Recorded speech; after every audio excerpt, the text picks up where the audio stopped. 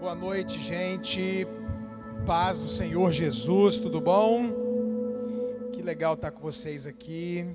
Deixa eu falar algumas coisas antes de começar a palavra. Deixa eu me apresentar para vocês. Eu sou de Brasília.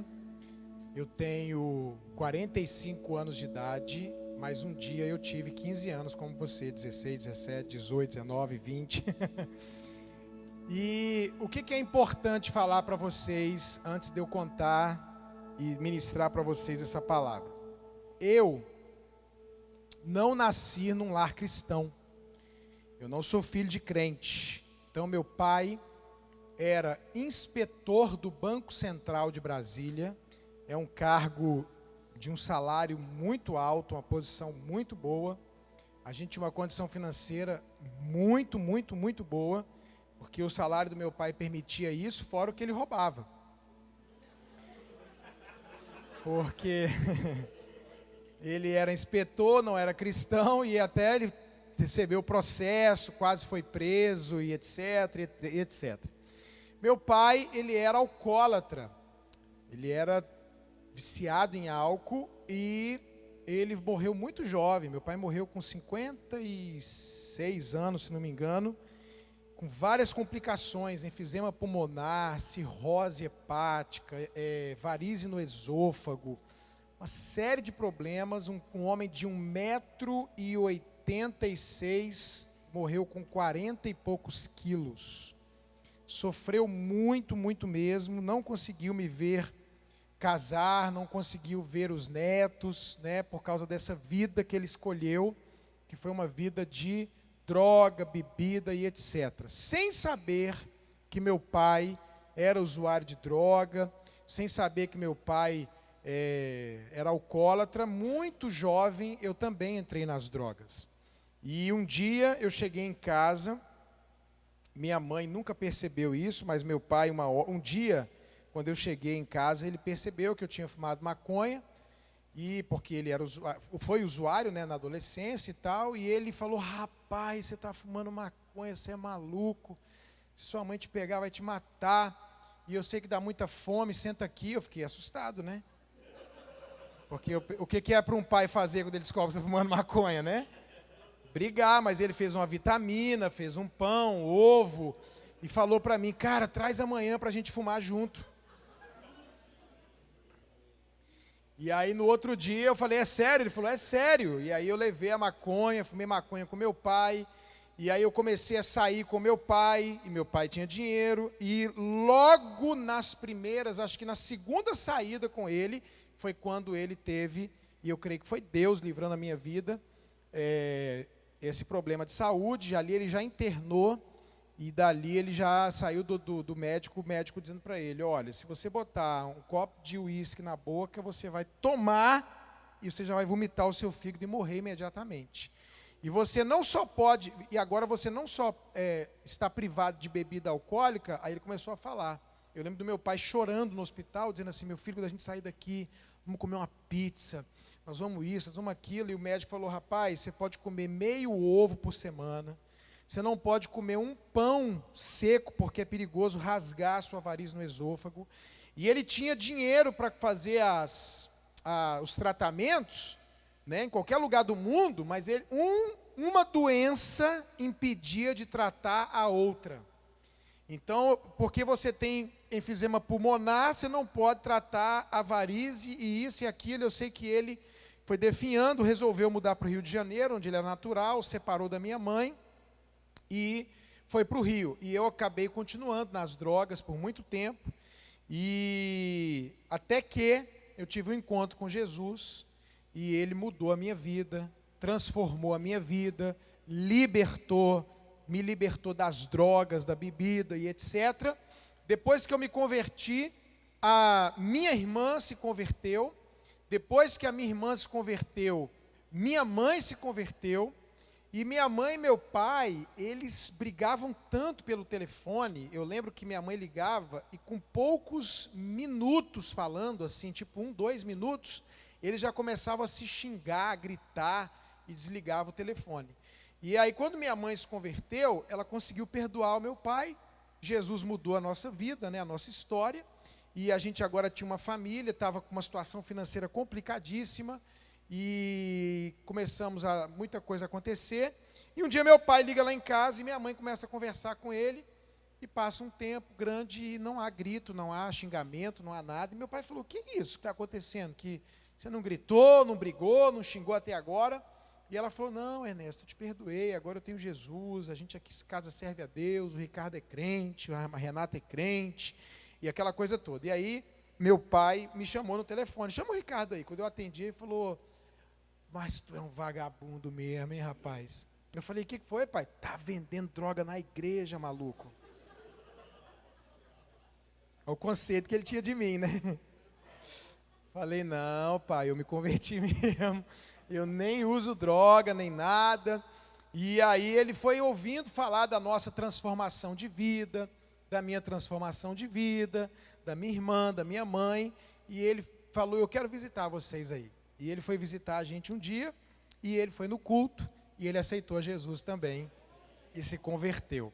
Depois disso, a minha avó, meu tio, minha tia, mas eu fui o primeiro da minha casa a entregar a minha vida para Jesus. Então, eu não vou conversar com vocês sobre namoro, noivado, casamento, e você pensar assim, o pastor foi santo a vida inteira, né, filho de crente, e para ele foi fácil, nada disso, porque eu vim de uma família desestruturada. Eu vim de uma família de pais separados, eu vim de uma família de pai alcoólatra, ausente, porque meu pai, como inspetor, viajava muito. Então, meu pai nunca foi na escola, nunca foi. Eu jogava polo aquático, basquete, ele nunca estava jogando tênis, o que fosse, ele nunca foi. Era minha mãe que participava. Minha mãe tinha uma vida social intensa, porque tinha dinheiro. Então, a gente era criado pela babá, na correria. Meu pai com vida ausente obrigado. E aí, eu cresci sem estrutura familiar. Então, a minha esposa, a mesma coisa. Foi a primeira a se converter, de um lar complicado, de uma situação de muita confusão, muito problema. O pai dela não queria que ela fosse crente, jogava a Bíblia no chão, rasgava a Bíblia, brigava. Hoje, está tendo tradução? Alguém pediu para ir devagar. Tá bom, vou devagar. E aí, ela também foi a primeira a se converter, e ela depois veio a irmã, o irmão, hoje a irmã dela é pastora junto conosco, o irmão é de uma outra igreja porque mora longe, mas está sempre com a gente, meu sogro também se converteu, e minha sogra está no processo, ainda não aceitou Jesus, mas ela dizia que não acreditava em Deus, e hoje já pede oração e tal, então Deus vai completar agora o que ele começou, né? Então eu casei com a minha esposa nesse contexto, né? Nesse contexto, de dois que vieram numa família sem estrutura, e aonde que a gente conseguiu aprender sobre estrutura familiar? Como é que eu aprendi a ser marido? Como é que eu aprendi a ser pai? Na igreja, com o meu pastor. O meu pastor me adotou, e ele me discipulou, me ensinou, e ele tinha uma família linda. Acho que a maioria de vocês conhece o pastor Cláudio Duarte. Na época, ele era o Cláudio Duarte. Ele era o cara mais famoso do Brasil de família. O Josué Gonçalves, para quem aqui é mais um pouquinho antigo, né, estava começando o ministério de família dele. Estava começando a crescer. E o pastor Dejaí Guerra era o cara da família no Brasil, no Japão, nos Estados Unidos, nos programas da Valnice Milhomens, Caio Fábio, etc. Então eu cresci nessa igreja, ouvindo pregações de família. Por isso, tudo que for pregado de família na igreja, jovem e adolescente, tem que participar. A única mensagem que um solteiro não deve ouvir é sobre sexo, até que ele se case ou esteja perto de casar. Mas fora isso, pastor, mas eu tenho 13 anos de idade, e eu vou ouvir uma mensagem sobre criação de filhos? Exatamente, porque você já vai o quê? Se preparar, aprender, para quando um dia você tiver os filhos, você não consertar erros, você fazer do jeito certo. Então, meu segredo foi esse. Meu segredo, qual é o segredo da minha felicidade? E aí, eu quero só que você saiba uma coisa. Você está falando com uma pessoa que vai fazer 27 anos de casado. E eu sou apaixonado pela minha esposa. Eu vivo um casamento dos sonhos. Eu amo a minha esposa de todo o meu coração. Então, isso é possível, é possível. Eu digo para você, da presença de Deus, no nome de Jesus, que se eu voltasse atrás, com certeza eu me casaria de novo com a minha esposa. Eu não sei se ela casaria comigo, mas eu casaria com ela, né? Porque ela é sensacional. Hoje eu mandei um áudio para ela falando isso, elogiando ela. Ela até me ligou, ai amor, você me emocionou e tal, mas é porque é do fundo do meu coração. Então, eu tenho uma família, filhos, uma família que não é perfeita. Não é perfeita, mas é uma família abençoada. Então, isso é possível. Isso é possível, tá bom? Tem como fazer isso. E qual é o meu segredo? Número 1, Jesus. Número 2, crescer num ambiente onde todo mês, todo semestre, tinha alguma coisa de família na minha igreja. Era um seminário, era um congresso de família no primeiro semestre, era um congresso de família no segundo semestre, e no mínimo uma vez por mês meu pastor estava falando alguma coisa de família. E eu cresci, porque eu me converti com 16 anos de idade, eu comecei a ouvir de família, como ser pai, como ser mãe, como ser filho, como administrar, e etc, etc. E quando eu me casei, mesmo sem ter tido referência na minha casa, eu coloquei o que eu ouvi e vi na vida dos meus pastores em prática, e tem funcionado até hoje. Amém, gente? Então, vamos abrir a nossa Bíblia em Mateus, capítulo 19, a partir do verso de número 3. Eu vou te dar o caminho bíblico e da minha experiência para que você saiba quem é a pessoa certa para você se casar. Para você não errar nessa decisão, em nome de Jesus. E quem sabe a pessoa que você vai casar está até aqui hoje. Não é? E talvez, e quem sabe a pessoa que está do seu lado hoje não é a pessoa que você vai casar.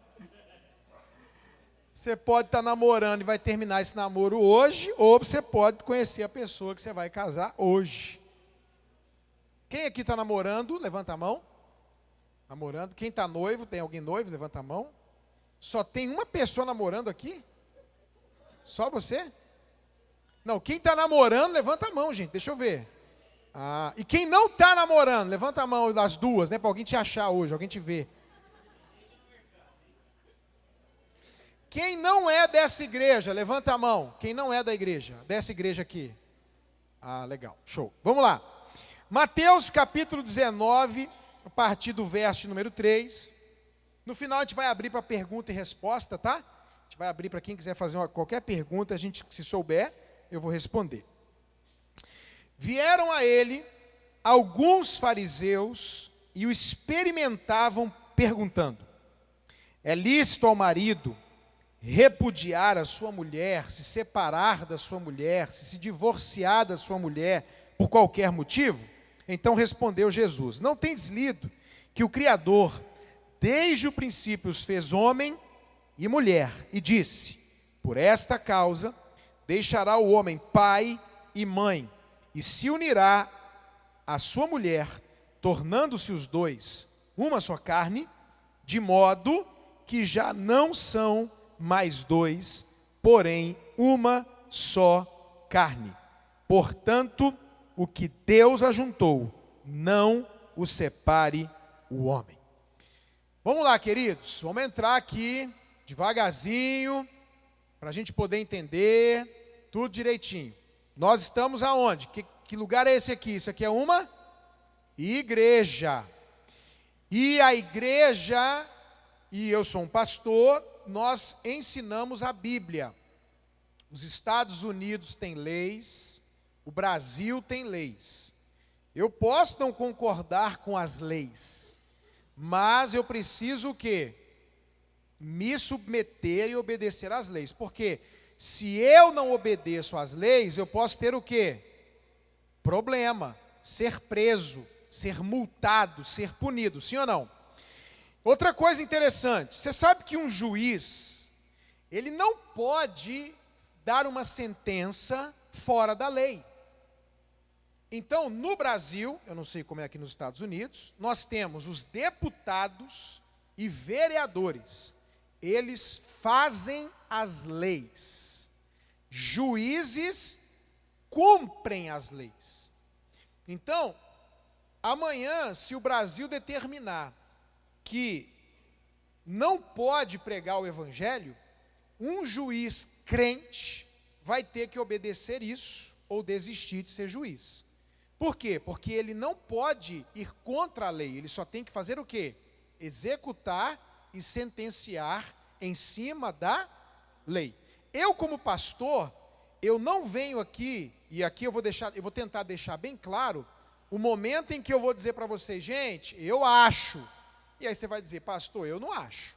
E outro momento que eu vou dizer, a Bíblia diz. E aí eu sou como um juiz. Eu não posso falar o que eu quero, ou o que eu acho. Eu tenho que falar o que a Bíblia diz, ok? O que a Bíblia diz nesse texto que nós acabamos de ler? A Bíblia diz que casamento é coisa séria, que casamento é até que a morte os separe. Ouviu isso aqui, gente? Então, se você casar, você não pode o quê? Separar. Segundo quem? Deus. Pela lei americana pode separar? Pela lei brasileira pode separar? Mas e pela lei de Deus, que para nós que somos cristãos, que temos a Bíblia como acima de qualquer coisa, a gente pode separar? Não. Então talvez você tenha uma influência muito forte da cultura, mas você tem que lembrar que, se você é crente, se você crê que a Bíblia é a palavra de Deus, a palavra de Deus está acima das nossas leis e culturas. Então, casamento, para quem é de Jesus, é até que a morte os separe. Por isso que você não pode errar nessa decisão.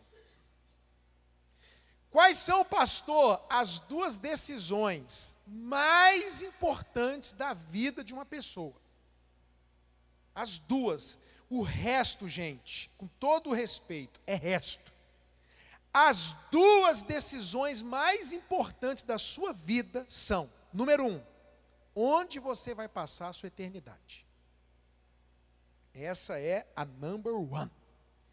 Quando eu morrer, onde eu vou passar a minha eternidade? Como é que eu sei, pastor, onde eu vou passar a minha eternidade? Essa é fácil. Entregou a vida para Jesus, acreditando nele, chamou ele para morar no seu coração, pode ser aqui, pode ser num quarto, pode ser andando sozinho. Jesus, perdoa os meus pecados. Essa é a oração. Entra na minha vida, no meu coração. Eu quero que o Senhor seja duas coisas, não é só Salvador, não. Senhor e Salvador da minha vida. E eu te entrego a minha vida. Escreve o meu nome no livro da vida e me abençoa e me perdoa. Pronto. Você vai nascer de novo e você vai ter a salvação, que é a coisa mais importante. Porque ainda que você erre em todas as decisões, você tem garantido que depois de 60, 70, 80 ou 90 anos de vida, quando você morrer, você vai ter uma eternidade no céu, vivendo a glória. Quem está entendendo, diga amém. Então essa é a decisão mais importante, e você tem certeza dela quando entrega a sua vida para Jesus, ponto. E qual é a segunda decisão mais importante? Com quem eu vou viver o resto da vida, enquanto eu estiver aqui na terra. A mais importante é onde eu vou passar a minha eternidade. E a segunda, com quem eu vou viver aqui o resto da vida. Até que eu morra, alguém morre. Deixa eu contar uma coisa para vocês. Não adianta orar para o outro morrer. Porque Deus não responde essa oração. Tem um monte de marido e esposa dizendo, Senhor, leva Jesus, né? Ah, eu amo tanto a minha esposa, tentando enganar Deus, né? Mas o Senhor ama ela mais do que eu. Por que você não leva ela para ficar contigo, já que o senhor ama ela mais do que eu te amo? Não adianta, casou, vai ter que ficar casado. E olha para mim, pelo amor de Deus. Gente, vocês não sabem, eu ministro para vocês com mais alma do que eu ministro para os casais ainda. Porque vocês têm a chance de não errar. Quem errou, a gente está tentando consertar, aliviar, melhorar ao máximo. Mas vocês têm a chance de não errar.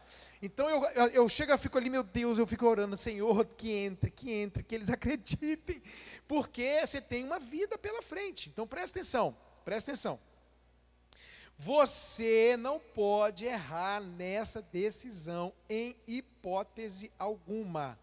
Por quê? Porque casamento é até que a morte separe. E aí, a gente não tem como errar. Agora, pastor, tem como eu saber quem é a pessoa certa?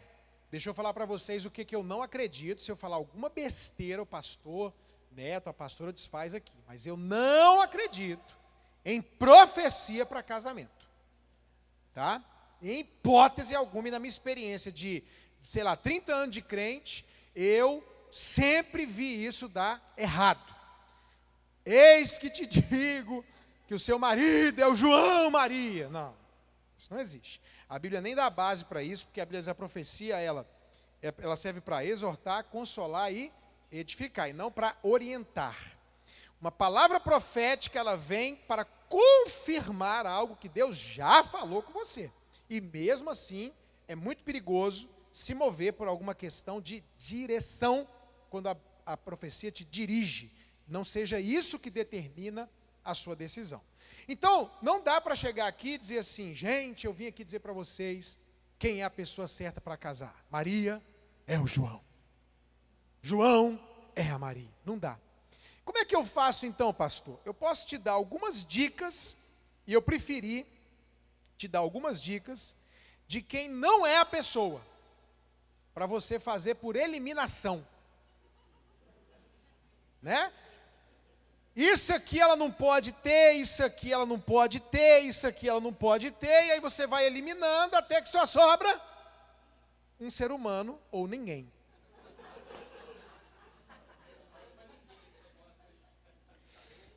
Então, vamos lá, gente, presta atenção. Casar errado é igual a salvação.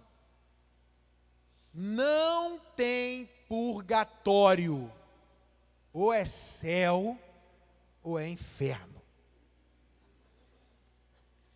Quando você casa, ou você vai entrar num pedacinho do céu, ou num pedacinho do inferno. Não tem meio termo. Ou você vai casar e dizer, Jesus, obrigado mesmo com os problemas e lutas e defeitos, vai dizer assim, gente, o que é que eu fiz da minha vida? E aí eu vou repetir, casou, vai ter que aguentar. Então vamos lá, primeira pergunta, para eliminar quem você vai ou não casar. Número 1, essa pessoa que você está interessado, pensando, namorando, noivo, professa a mesma fé que você? Essa é a primeira pergunta. Por quê? Eu não vou demorar nisso aqui, porque não é nem pauta de discussão teológica, nem doutrinária, que é proibido pela Bíblia. A Bíblia, ó, quem não é crente aqui, quem é namorado, noivo, espera eu terminar a mensagem, viu? Porque às vezes vai parecer que eu estou falando contra você, mas já já você vai ver que eu estou te ajudando. Espera. É proibido pela Bíblia que um crente namore um não crente. É proibido. Se alguém chega para mim e diz assim, pastor, eu estou namorando um rapaz, olha, ele não bebe, ele não fuma, ele não joga, ele tem tudo, menos que ele é crente. Então vocês têm pais diferentes, fé diferente, e isso não é aprovado por Deus. Ah, mas eu conheço uma amiga que casou com um rapaz que não era crente, e depois ele se converteu. E eu conheço um monte que não se converteu. E eu conheço uma amiga que o rapaz não era crente, se converteu ou não se converteu, ela vive bem. Olha para mim e aprenda uma coisa para o resto da sua vida. Nem tudo que dá certo está certo. E não é porque deu certo que agradou a Deus ou que deixou de ser pecado. Você está entendendo isso? Ok? Se eu quero andar corretamente, se eu quero agradar a Deus, a Bíblia é clara que eu preciso procurar meu marido ou minha esposa no meio do povo de Deus, se eu sou parte do povo de Deus. Agora, dito isso, eu não vou ler os textos, você pode anotar se você quiser. 1 Reis, capítulo 11, de 1 a 4, e 2 de Coríntios 6, de 14 a 18, é clara a Bíblia em dizer, não pode se relacionar crente com não crente. Mas você acha, você que está me ouvindo aqui, que é ruim para o crente casar com o não crente? Não, é pior o não crente casar com o crente. Então, se você entrou aqui hoje, que eu não conheço ninguém aqui, e você, pastor, eu não sou da igreja, não sou crente, estou até ofendido, não se ofenda não, porque eu quero te dar um grande livramento hoje. Se você inventar de casar com uma crente, ou com um crente, você não sabe o que vai ser a sua vida. O que o crente vai querer fazer com quem... Vou colocar um exemplo. A mulher é crente, a sua namorada é crente, e você não é da igreja, não é crente, e aí você resolveu casar com essa menina que você gosta dela. Deixa eu te contar o que vai acontecer. Essa menina crente vai ficar te evangelizando todo dia. Ela vai dizer, você tem que aceitar Jesus, você tem que ir para a igreja. Sabe o que ela vai fazer? Ela vai ficar na igreja pedindo oração para todo mundo, para você se converter. Ela vai arrumar um jeito de gente ir na sua casa para tentar te ganhar para Jesus. Olha, tem mulher que o marido acorda assustado, porque ele está dormindo, e ela fica orando em cima dele assim, ó. E ele abre o olho, ela está lá fazendo boa cumba, né? Não é macumba, é boa cumba. Se converte, salva Jesus. Ela vai querer ir para a igreja, ela vai querer do dinheiro de vocês dar 10% para a igreja. Ela vai usar umas linguagens esquisitas que só crente usa. Ela não vai querer sair, ela não vai querer ir em festa. Meu irmão, minha irmã, meu querido, minha querida, se você casar com um crente, sua vida vai ser uma bagunça. Só quem aguenta crente é crente. Ruim não é o não crente casar com crente. Ruim é o não crente aguentar o crente depois de casado. Porque ele quer ir para acampamento, ele quer obedecer o pastor, ele quer orar, ele quer ler Bíblia, ele quer falar de... Então eu quero te dar um conselho. Não case com crente, se você não é crente.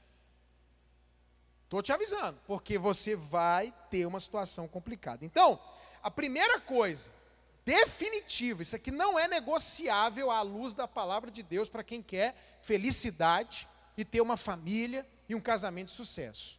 Professa a mesma fé que você? Agora vamos pensar. A Bíblia proíbe. Mas eu quero ir além, eu quero pensar junto com vocês. Gente, nós temos hoje 7 bilhões de pessoas na Terra.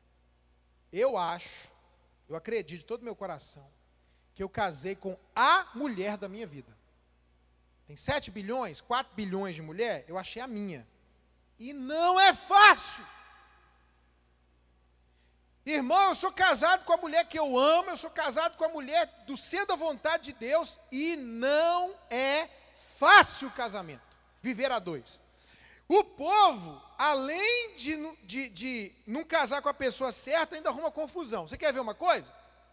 Aí você inventa de casar com alguém que é crente ou que não é crente, ou que nem é crente. Você está aqui, pastor, eu sou espírita, vim aqui no culto hoje, e a minha namorada é católica. Vai dar problema. Se casar um espírita com um católico praticante, se casar um budista com um espírita, se casar um católico com um islâmico, vai dar problema. Olha aqui uma coisa, você casa com um cara que não é crente, e aí você é crente, você tem filho. O que você vai falar para o seu filho? Vamos para a igreja. Seu marido é católico, vai falar o quê? Vamos para a missa. Você vai querer batizar o seu filho na igreja, e ele vai querer batizar onde? No catolicismo. Você vai querer que ele espere para casar virgem. Olha, meu filho, não faz isso, se guarda para sua esposa, seja um menino virgem. O cara não é crente, ele vai dizer o quê? Tá maluca? Ele vai pegar sim, eu vou levar ele para pegar amanhã. Uma coisa já começa a ter problema, por quê? Porque professam fé diferente. O ateu vai dizer isso é ridículo, o espírita vai dizer existe desenvolvimento espiritual, e o ateu vai dizer isso é bobagem, e ela vai querer levar o filho para o centro espírita para desenvolver. O ateu vai brigar, não quer, ela vai querer que ele faça isso, ele não vai querer. Aí chega no carnaval, você quer ir para a igreja, para o acampamento, para o retiro, ele quer ficar em casa vendo a escola de samba. Irmã, deixa eu te falar uma coisa, meu irmão, não funciona, não dá certo. Eu estou saindo do âmbito só da proibição e estou te mostrando que na prática isso vai dar briga, vai dar problema, porque vocês pensam diferente e professam fé diferente. Isso não é só para o crente. Se a pessoa acredita mesmo numa coisa e o outro acredita mesmo numa coisa, e eles vivem aquilo, vai ter choque. Domingo você quer ir para a igreja, ele quer ir para a missa. Domingo você quer ir para a igreja, ele quer ir para o clube. Domingo você quer fazer não sei o quê, ele quer fazer outra coisa, e assim por diante. Nós temos que casar com alguém que professa a mesma fé. A mesma fé que a gente. Amém, queridos? Segunda pergunta que determina se a pessoa é de Deus ou não para você. Se essa pessoa que você está pensando em casar, namorar, noivar, não mudar nada, você consegue viver com ela o resto da vida? Presta atenção. Você está se relacionando com alguém, e você tem que fazer a seguinte pergunta: se essa pessoa nunca mudar, eu dou conta de viver com ela? Por quê, pastor? Porque eu trabalho com casais e família há mais ou menos 25 anos. Você quer saber qual é o maior erro das pessoas? Pensar que quando casar, muda o outro. Quando eu casar, pastor, eu mudo ele. Quando eu casar, eu mudo ela. Olha aqui para mim. Olha para mim. Você não está dando conta de mudar nem você, criatura. Quantas vezes você falou que ia emagrecer? Não depende de ninguém, só você decidir mesmo de verdade. Você não consegue emagrecer, você não consegue terminar um negócio que você começou. Só você não se muda. Você diz assim: esse ano eu vou ler a Bíblia todo dia, eu vou orar todo dia, eu vou estudar, e você não faz. Olha aqui para mim, você não faz, você não dá conta, e você se atreve a dizer que vai mudar outra pessoa? Não muda não, não muda. Ao casar com uma pessoa, você tem que pensar o seguinte: número 1, essa pessoa pode nunca mudar. Ela pode ser crente, ela pode ser cheia do Espírito Santo, ela pode ser quem for. Tem coisas que podem nunca mudar. Eu casei com a minha mulher 27 anos atrás, 26 anos atrás, e tem coisas que nunca mudaram, nem em mim e nem nela, e a gente tem que aguentar isso um no outro. Tem coisa que eu faço desde quando ela me conheceu, com 16 anos de idade, eu tenho 45. E ela também. Até porque existem coisas que não são defeitos, são apenas o quê? Características, temperamento, jeito de ser, que não vai mudar nunca. A minha mulher, gente, é devagar. Minha mulher é devagar. Minha mulher é o seguinte, eu sou acelerado. Eu estou indo devagar aqui, eu estou falando muito devagar. Isso assim, é uma pressão aqui. Eu queria estar falando em 2, 3x aqui. Eu estou falando para mim, eu estou parecendo uma lesma falando. Por causa da tradução. Eu espero que está dando para traduzir. Quem está traduzindo aí? Deixa eu ver. Está dando? Olha aqui. Irmão, a impressão que eu tenho é que Deus criou os seres humanos para colocar 4 pilhas. E na minha mulher Ele colocou só uma. E em mim 8. Eu estou chegando com o carro no lugar, quando eu parei o carro, querido, eu já puxei o freio de mão e já desci. Tem 26 anos que eu paro o carro e a minha mulher não viu nem que eu parei o carro. Aí eu falo assim, querida, chegou! A vontade da chegou! Não dá para fazer, não pode fazer isso. Querida, chegou. Aí ela fala assim, E aí ela vê que está sem o sapato. Só que eu tenho que ligar. Lá no Brasil, irmão, você não pode descer e não ligar o alarme, não, senão você é roubado. Então eu que tenho a chave para ligar o alarme, eu não posso descer e ir andando. Eu tenho que esperar ela descer. Aí ela fica, tá. Aí ela vai colocar o sapato. Entendeu? Aí ela desce do carro assim, irmão. Mas parece que é para provocar. Devagarzinho. E aí ela fecha a porta. E aí eu ligo o alarme. E ela fala, me espera.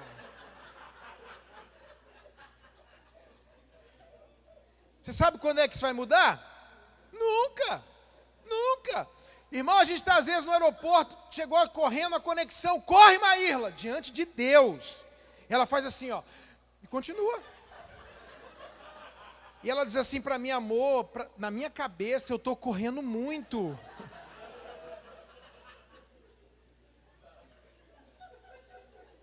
Agora presta atenção, é fácil isso para mim? Não. Mas eu prefiro minha mulher assim do que a minha cunhada. Porque a minha cunhada, para trabalhar comigo, ela é a melhor. A gente está numa mesa de reunião, sem brincadeira, gente. A minha cunhada, ela sabe o que eu estou pensando, porque ela parece comigo. Agora, deixa eu contar para vocês uma coisa. Meu cunhado, na verdade, com o cunhado, né? Já aconteceu umas 2 vezes. Antes dele parar o carro, ela desce do carro. De tão acelerada que ela é. Entendeu? Ele está parando e ela já está abrindo e descendo. Ele, você está louca? E ela que uma vez caiu, machucou, agoniada. A minha mulher, para eu acordar ela, é devagarzinho. A moça, ela fala assim, ai, você acelerou meu coração. Diante de Deus. Minha mulher é assim. Se eu chegar na minha cunhada, pastor, e fizer assim, ó. Ju, ela faz, oi! E pula da cama. É incrível. Agora, eu não daria certo com a minha cunhada, irmão. Ela quer carregar mala, ela quer sair andando, ela quer sair fazendo. Eu ia pegar o cabelo e falar, quinta! Não desce, não! Entendeu? Então, não é questão de ser certo ou errado. É uma característica que não vai mudar nunca. Você já percebeu que eu falo alto? Eu falo alto, eu falo gritando. Minha mulher no início, eu falei, deixa eu te falar uma coisa, você casou comigo, falando alto, eu não vou mudar não. Ela acostumou. E ela fala baixinho. Tem coisa que não muda. Outra coisa, mesmo se for mudar, pode demorar anos para mudar. E aí eu tenho que fazer a pergunta, se meu namorado, esse jeito dele, ou esse jeito dela, nunca mudar, ou demorar muitos anos para mudar,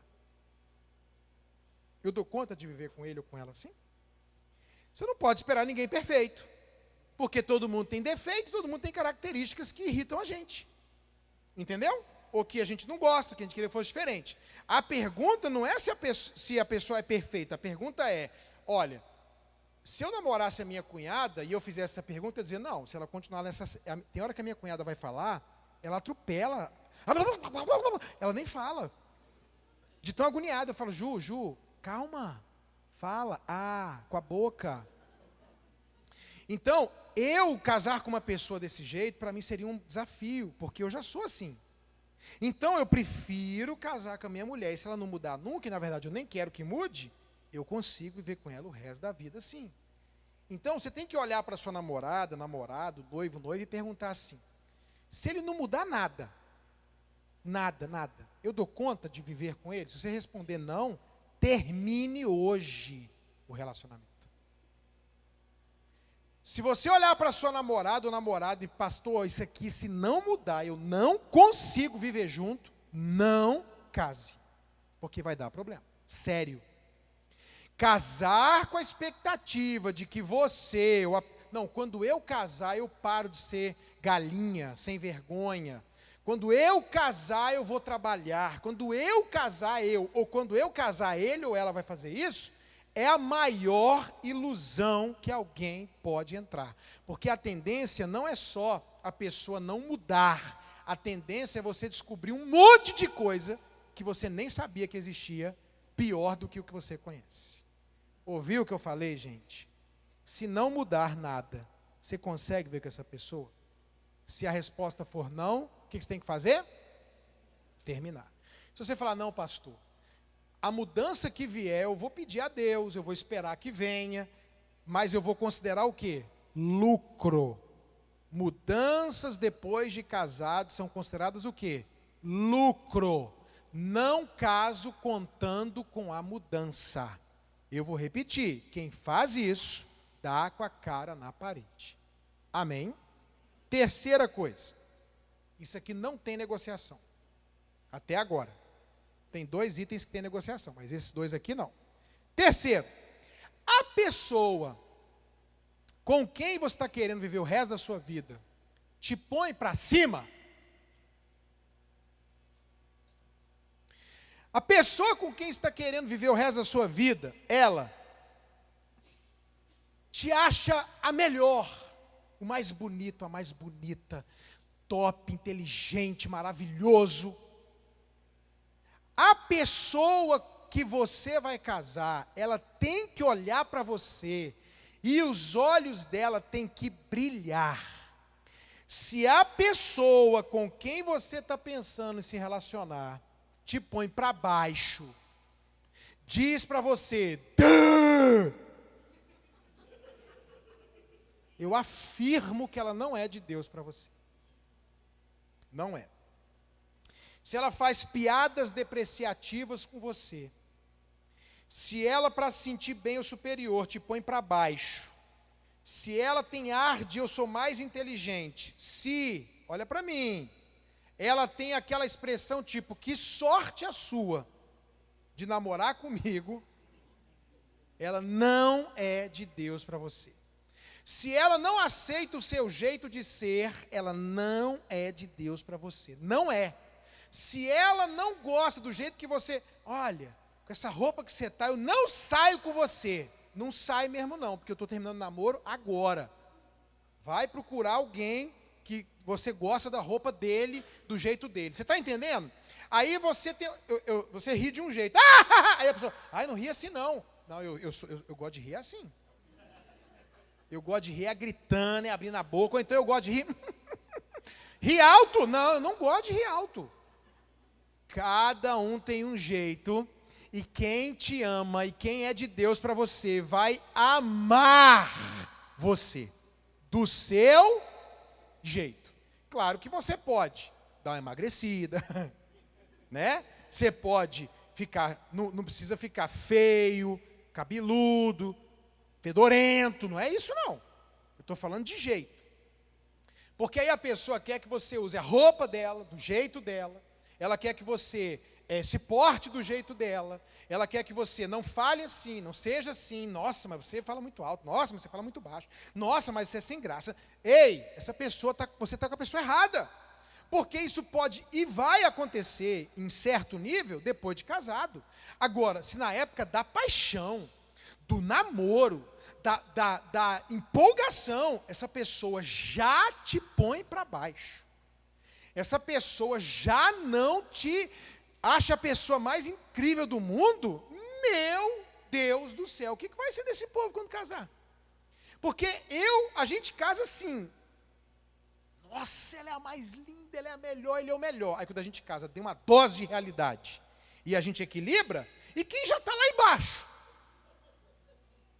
Vai para o inferno, aí. Se é ruim, vira o demônio. Você está entendendo? Então, a pessoa de Deus para você, ela faz o quê? Te levanta. Nossa, você é demais, você é linda. Né? A minha esposa, quando eu conheci Maírla, eu vim do mundo, droga, prontação. E a minha mulher era uma mulher de Deus, crente. Sabe onde eu conheci a minha esposa? Numa reunião de oração. Uma vez eu encontrei um amigo da minha época de adolescência, né? Eu comecei a namorar a Maírla com 16 para 17 anos. E ele falou para mim, Ricardo, sabe por que o nosso casamento, o seu deu certo e o meu deu errado? Eu falei, por quê? Ele falou, porque você achou a sua esposa na oração na igreja, eu achei a minha no shopping.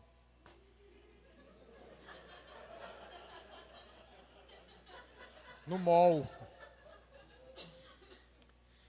Fui para a oração buscar a Deus, eu me converti de verdade, eu nasci de novo, eu estou lá, eu trabalhava como de transporte escolar, dirigia Kombi, então tinha um horário ali eu não lembro direito, mas tipo 6 da manhã, eu dirigia sem carteira,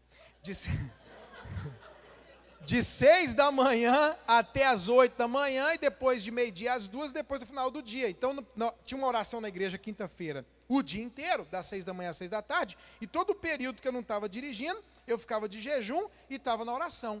E um dos períodos, quem estava dirigindo, era a minha esposa hoje. Quando eu olhei lá, aquela mulher dirigindo, cheia do Espírito Santo, eu já tinha ficado com mulher de tudo quanto é jeito. Falei, é essa aí que eu quero.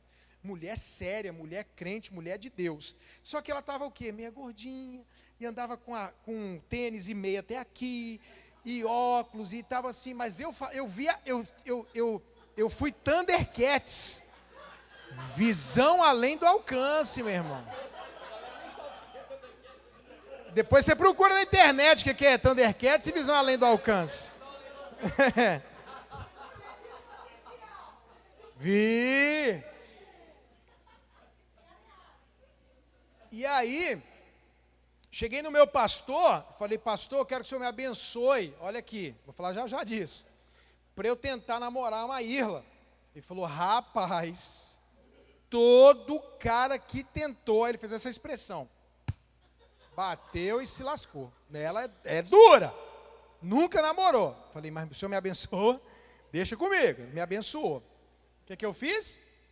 Falei, Maírla, tudo bom? Ela, tudo bem. Então, a minha irmã não é crente ainda.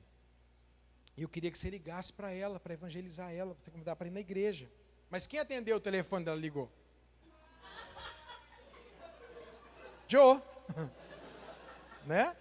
Liga lá, tal horário e tal. Oi, ela não está aqui. E comecei a conversar com ela, e fui, orando e dizendo, Deus me dá essa mulher, né? Então, o que aconteceu, gente? Eu falava para ela, você é linda. E ela dizia, eu falei, você é linda. Você, irmã, gente, se você vê a minha esposa é linda. Ela não fez plástica, ela não fez nada. O que acontecia? Ela não era bem amada. Só isso. Eu cheguei no gabinete do meu pastor um dia e eu falei, pastor, estou preocupado. Falei, por quê? Ele falou, por quê? Ele falou, poxa, eu peso 67 quilos e a minha namorada pesa 72. Às vezes ela come e abre a barriguinha da calça. Ela fala, meu Deus, e abre assim. E eu falei, cara, quando eu casar, pastor, essa mulher vai ter quantos quilos?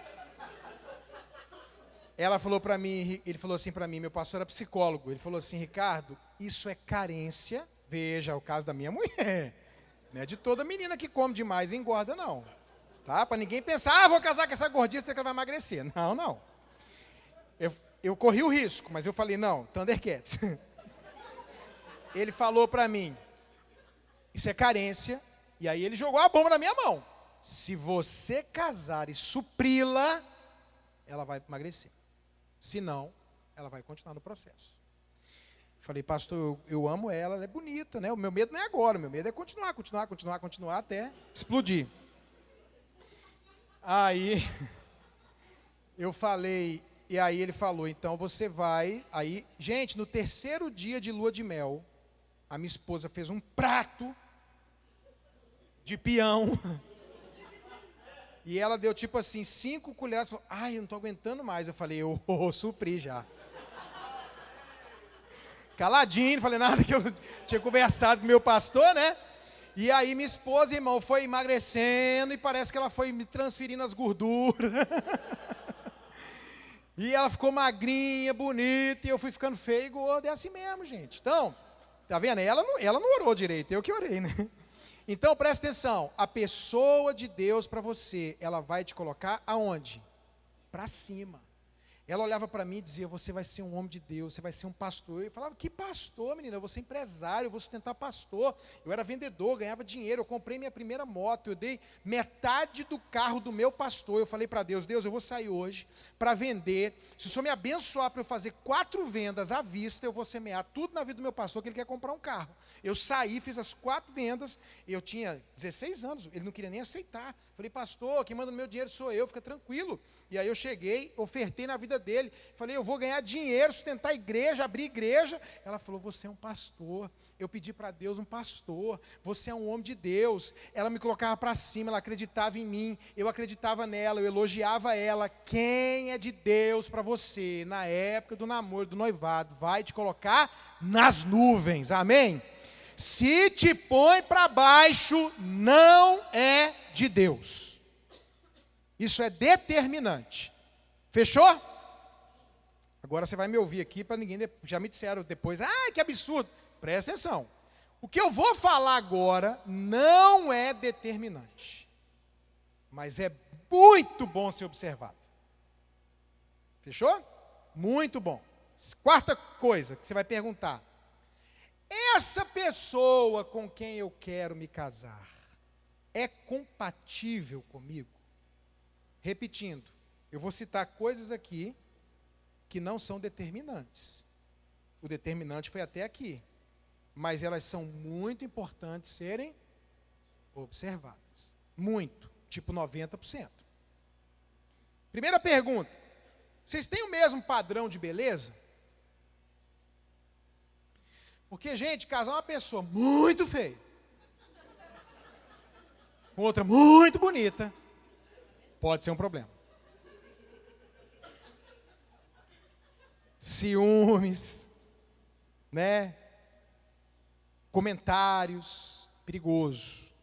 É determinante? Mas é bom ver.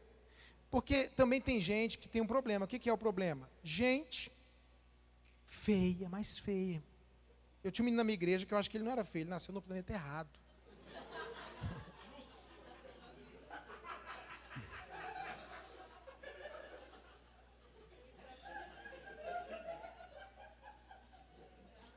E ele só queria as meninas mais lindas da igreja.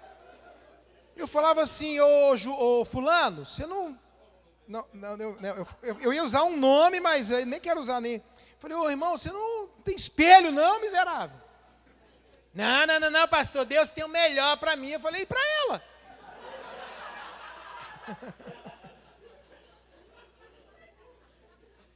Não, eu falava. E o bicho aí... Até que ele chegou nos 30 e tantos anos e falou, pastor, eu vou ter que ceder, né? Cede, meu filho, porque casou, tá feliz, tem filhinho, mas desistiu de casar com as Barbie. Segunda pergunta importantíssima. Essa pessoa tem os mesmos anseios que você? Os mesmos anseios? Por exemplo, tinha um casal na minha igreja que quando eu trouxe a palavra, isso aqui foi uma das coisas mais determinantes para eles terminarem. Porque ele dizia assim, eu quero ser pastor, eu quero fazer missões, eu quero cuidar de gente.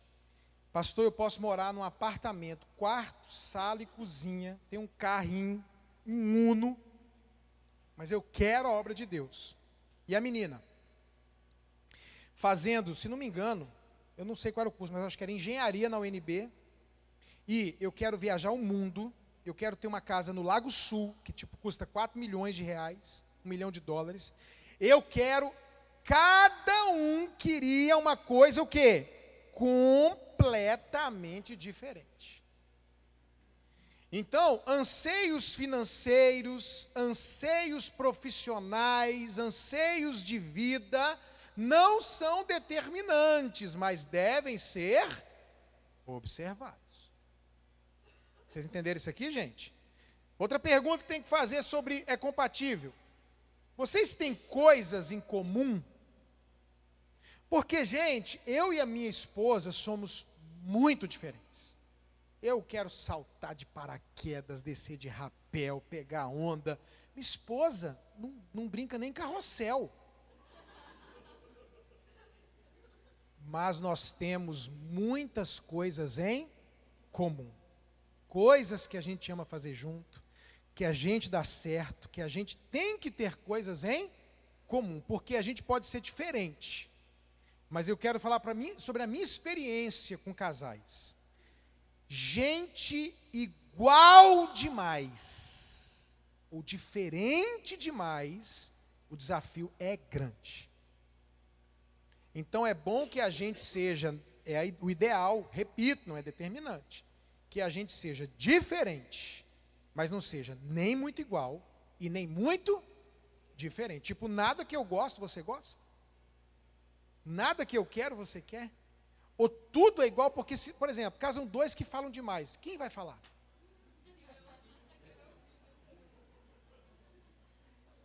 Casam dois agitados, quem vai acalmar? Casam dois brabo, quem vai ceder? Bom, tem que esconder as facas dentro de casa. Você entendeu? Muito diferente ou muito igual. Outra pergunta importantíssima, presta atenção nisso aqui. Se você tem ministério pastoral, se você tem ministério de música, qualquer ministério, essa pessoa que você está querendo casar tem ministério também? Porque, gente, é muito difícil uma pessoa que não tem ministério entender alguém que tem ministério. Como eu vejo pastores e pastoras sofrerem por causa disso. Muito, muito. Porque depois que casou, deixa eu deixar uma coisa clara para vocês. Ministério vem em segundo lugar. Família é o primeiro depois de Deus. A Bíblia diz assim, ó. Ouça isso. A mulher solteira, ela cuida de como agradar a Deus. A casada, ela cuida de como agradar o marido. O solteiro cuida das coisas de Deus. Qual é a prioridade de um solteiro? A obra de Deus, a casa de Deus. E de um casado? A casa dele. Ministério, louvor, trabalho com jovens, pastoreio, viagem, nada pode estar acima da minha esposa e dos meus filhos. Se eu tiver que perder o ministério ou a família, eu perco o ministério.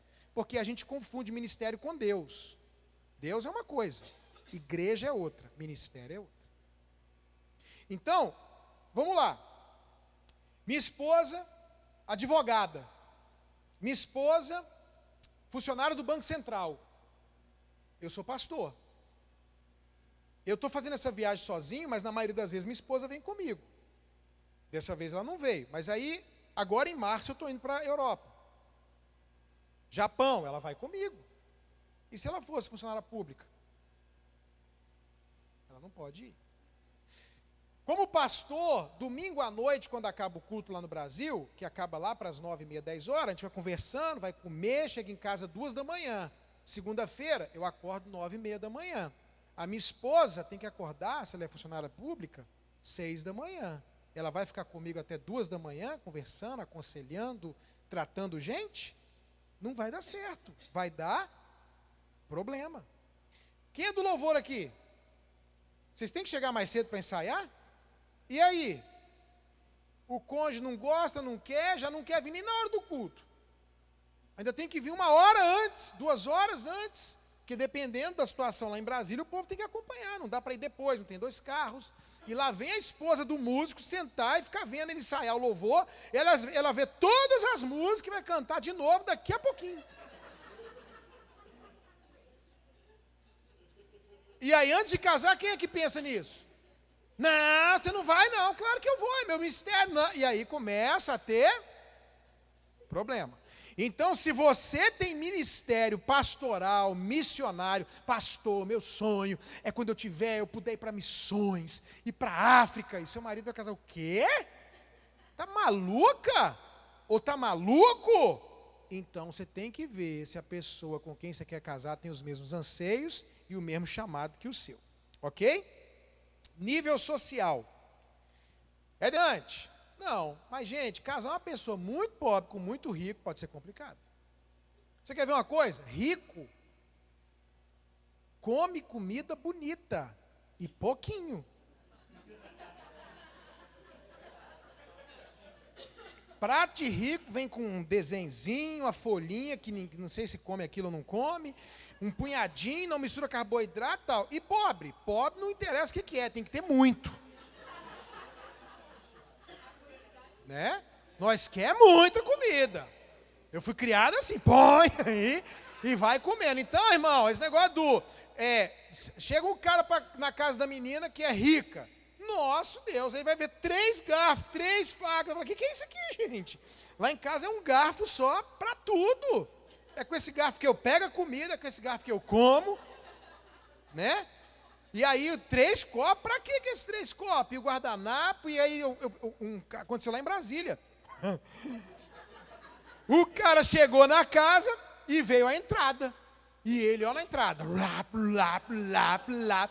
E o povo esperando ele acabar a entrada. E ele comendo a entrada.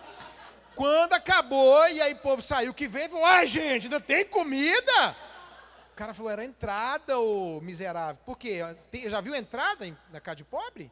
Ó, vai vir primeiro a entradinha. Não tem entrada, não. É a comida que vem. Então, você quer arrotar, não pode. Pobre fala alto. Rico fala baixo. Você chega lá, os caras falam, nossa, o que é isso, né? Então, nível social não é determinante, mas é importante. Porque, gente, eu não dou conta desse tanto de protocolo. Eu não dou conta, eu odeio. Odeio protocolo, odeio, como é que fala? Formalidade. É meu jeito, eu não gosto. Odeio formalidade, protocolo. Você viu como é que eu falo? Não estou nem aí. Então, vou casar com uma mulher que tudo tal, não dá certo. E o pai ia ficar nervoso, eu ia me sentir, Deus, meu amor, não quero nesse povo chato de jeito nenhum, entendeu? Então, cuidado com o nível social. Outra coisa, essa pessoa com quem você quer casar é envolvida com o ministério do trabalho?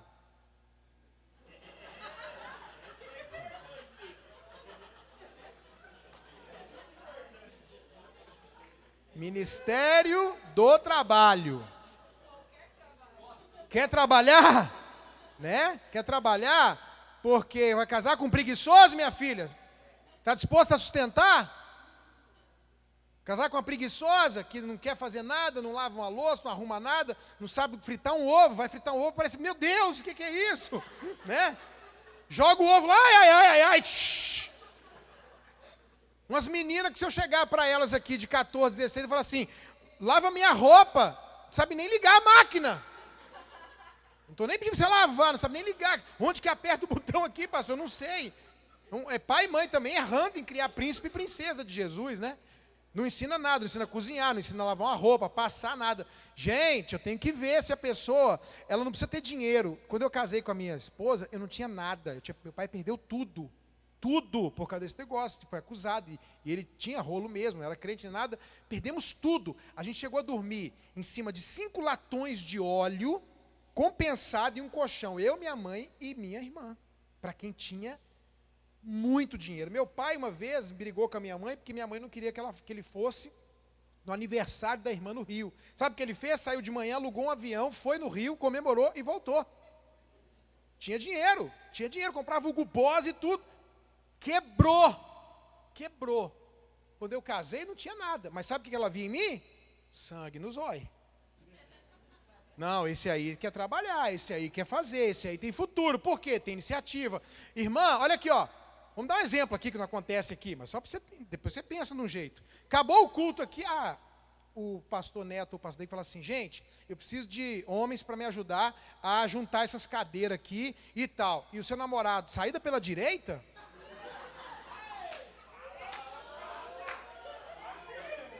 Ou então já faz logo assim, ó. Ai, ai, ai, ai. Tô com a dor nas costas. Cai fora disso aí, minha filha. Cai fora. Por quê? Porque você tem que ver o cara que fala assim, vamos trabalhar, bora. Já sai pegando as cadeiras, entendeu? Já sai arrumando, já sai varrendo. Tem iniciativa. Você tem que ver esse cara, pastor, ele não é nada, não é ninguém. Mas ele, ó, quer trabalhar, quer fazer. Ele já acorda, ele já parte para cima. Esse pessoal preguiçoso, molenga, foge deles. A não ser que você esteja disposto ou disposta a bancar essas pessoas. Pessoa que quer crescer, quer vencer, estuda, lê.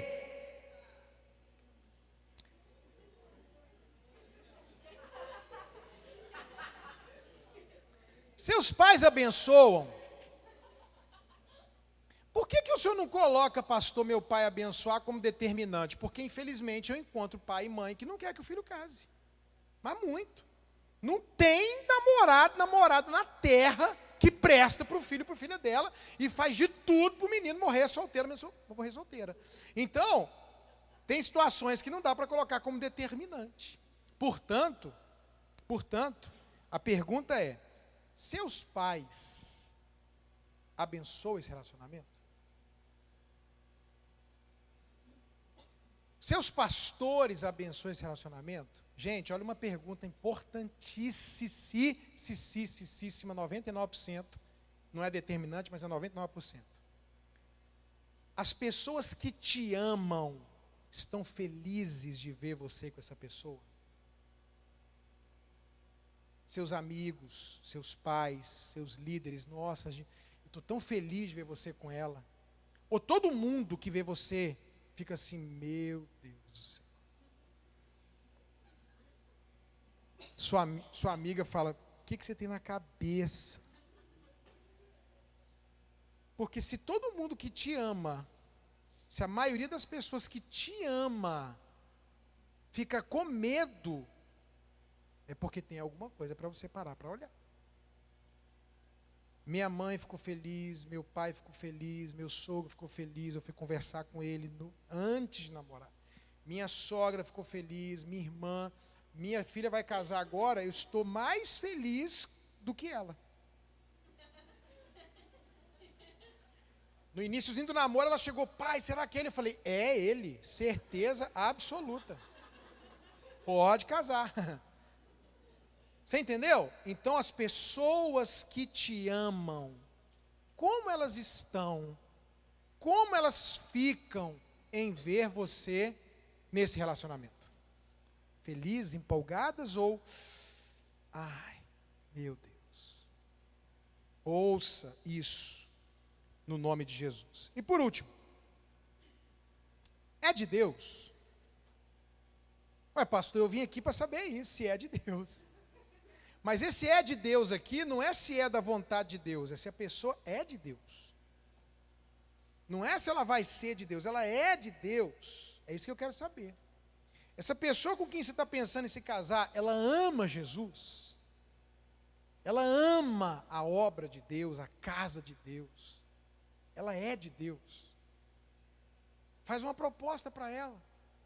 No culto de jovens, você fala assim, vamos para o cinema hoje. Se ele falar assim, você é louca, hoje é dia de culto. Bom sinal. Você fala, vamos. Você fala, ô miserável. Acaba com esse trem. Gente, eu orava com a minha esposa, a gente namorando. A gente lia a Bíblia juntos. A gente ligava para fazer uma oração antes de dormir. É de Deus, não vai ser de Deus. Como eu disse, encontrei minha mulher numa reunião de oração. Entendeu? A gente, ela era líder das moças e depois eu assumi a liderança dos rapazes. Ela dava aula na escola dominical, eu pregava nos jovens. A nossa vida era igreja. Nós tínhamos culto de jovens lá, segunda noite. A gente fazia esse trabalho com homens, com rapazes e moças, terça noite. Quarta, culto de doutrina. Quinta, jejum e oração durante o dia, era livre à noite. Sexta, uma vez por mês, vigília, a gente ficava na vigília a noite toda. Sábado de manhã tinha um culto de cura, a gente estava no culto. À noite o culto de jovens, domingo de manhã tinha oração. 8 da manhã eu estava, escola dominical, 9 da manhã eu estava, culto, 11 da manhã eu estava, oração, 1 da tarde eu estava, evangelismo à tarde eu estava. Culto no domingo à noite, segunda à noite novo, a gente estava lá, era aquilo que a gente amava, era Jesus. Aí fizeram um desafio para a gente fazer um evangelismo em Corumbá do Goiás. Durante um ano eu dei todos os meus finais de semana, eu não queria ser pastor não, era só porque eu queria. Todos os meus finais de semana a gente entrava numa Kombi sexta-feira de tarde e voltava domingo de noite evangelizando, levando pedrada, que os católicos, o padre mandou tacar pedra na gente lá no interior de Corumbá do Goiás. Hoje tem uma igreja linda e maravilhosa lá. A gente passou um ano, todo final de semana, evangelizando e fazendo culto evangelístico lá. Eu tinha 17 anos de idade, eu dei minha juventude para Jesus. Ela olhava e dizia, ele é crente, ele é de Deus. Minha mulher então, meu Deus do céu, ela é de Deus. Não é uma promessa, não é porque, como eu falei, alguém deu sorte e o outro no meio do caminho se converteu. Não, quem você está querendo se relacionar é de Deus. Agora, porque, gente, casar com uma pessoa que é cheia do Espírito Santo, mas melhora, ajuda muito no relacionamento. Mas muito. Ô pastor, então o que eu faço? Vamos lá. Qual é a primeira coisa? Que é inegociável. Tem que professar a mesma fé. Segunda coisa, se a pessoa não mudar nada, eu dou conta de viver com ela, mesmo com defeitos, caráter, mas eu dou conta, pastor, eu suporto. Vale a pena estar com ela mesmo se ela não mudar. Isso não é uma coisa que me irrita ao ponto de eu dizer, tem que mudar. Terceiro, te põe para cima. Aí vem o quarto, que não é determinante, com várias perguntas. E a quinta coisa, é de Deus. E o que eu faço, pastor? Coloca essa pessoa nesse crivo, e aí você vai fazer o quê? Orar, jejuar, e buscar Deus, para Deus te dar paz, confirmação, e isso tudo aqui não é 100%, mas vai te dar muita chance de não errar na decisão mais importante da sua vida depois da sua salvação. Porque se casar errado, misericórdia. Ouça, por favor. É verdade o ditado que diz: antes só do que mal acompanhado. Você não tem ideia do que é passar o resto da vida com alguém fazendo você sofrer. Antes só do que mal acompanhado. E para terminar, eu queria dar só uma última dica. Homens, sejam homens. E você é que tem que ter iniciativa, garotão. Fica lá. Faz isso não, seja homem, pelo amor de Deus. Você, irmãzinha, querida, solteira, dá mole, mas não parte para cima, entendeu? Dá aquela asinha e tira, dá aquela moral e puxa, deixa ele ficar com a interrogação, orar, jejuar, e quem tem que ter iniciativa é o homem, Ele é que tem que chegar. Sabe como é que eu cheguei na minha esposa? Cheguei para ela, que lá na igreja, não sei se vocês pegaram essa época, a gente gostava de alguém, e quando o outro não queria, falava assim, vamos orar. Vocês pegaram isso? O vamos orar é, estou fora, Deus me livre. Aí eu falei, como é que eu vou fazer para não rolar esse vamos orar, né? E já saber se rola ou não rola. Meu jeito é esse, é ou não é? Aí eu cheguei perto dela e falei assim, Maírla, olha, a gente tem se relacionado há um tempo e tal, e eu me protegi. Eu estava arriado, mas eu me protegi, entendeu? Olha, eu sinto que o meu sentimento de amizade já não é o mesmo, está crescendo. E antes que eu dê lugar, mais ainda, eu preciso saber se é só amizade e tal. Aí eu, vírgula, aqui ó. Se não dependesse de Deus, mas de você, você gostaria de se relacionar comigo? Porque se você quiser, aí nós vamos perguntar para Deus. Mas se você não quiser, eu não vou nem perguntar. O que eu vou perguntar se você não quer? Aí ela falou, eu quero. Eu falei, então vamos orar.